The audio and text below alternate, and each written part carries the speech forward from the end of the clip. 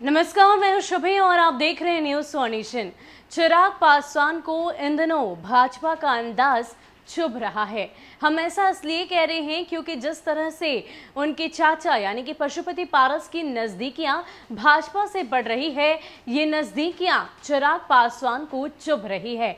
आपको बता दें कि हाल ही में अपने छोटे भाई को श्रद्धांजलि देने का कार्यक्रम पशुपति पारस ने अपने घर पर रखा था और इस कार्यक्रम में भाजपा के प्रदेश अध्यक्ष डॉक्टर संजय जायसवाल भी सम्मिलित थे।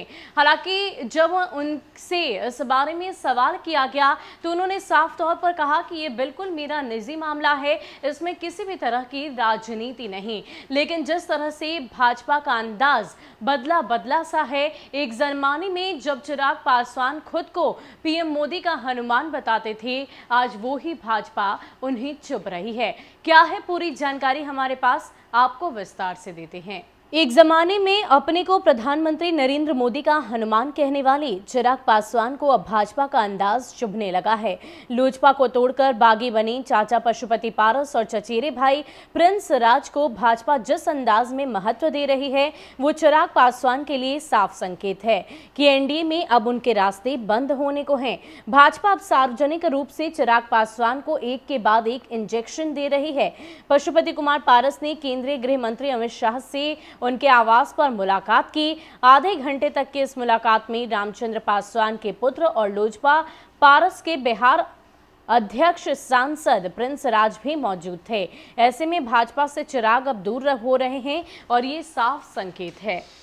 तो एक तरफ रामचंद्र पासवान के श्रद्धांजलि समारोह में भाजपा के प्रदेश अध्यक्ष यानी कि डॉक्टर संजय जायसवाल का शामिल होना और दूसरी ओर अमित शाह से पशुपति पारस और साथ ही साथ रामचंद्र पासवान के बेटे प्रिंस राज की मुलाकात कहीं ना कहीं चिराग पासवान की आंखों में खटक रही है। वो इसलिए क्योंकि एक वक्त था जब चिराग पासवान बीजेपी को अपना सब कुछ मानते थे, नरेंद्र मोदी को अपना सब कुछ मानते थे और यही नहीं, कई दफे उन्होंने अपनी इंटरव्यूज में इस बात की चर्चा की है कि जब हनुमान का राजनीतिक वध हो रहा हो तो राम को इस कदर खामोश नहीं बैठना चाहिए।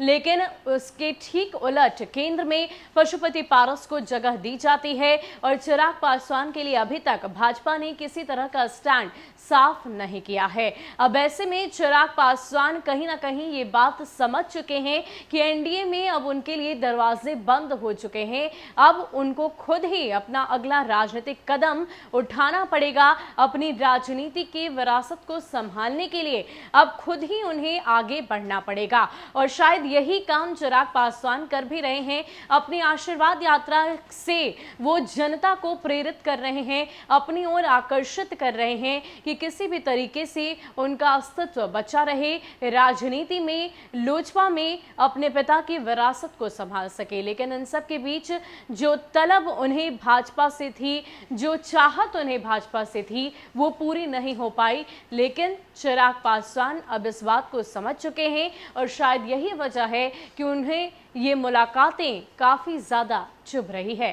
फिलहाल के लिए इस वीडियो में इतना ही। ज्यादा अपडेट के लिए आप बने रहे न्यूज नेशन के साथ। नमस्कार।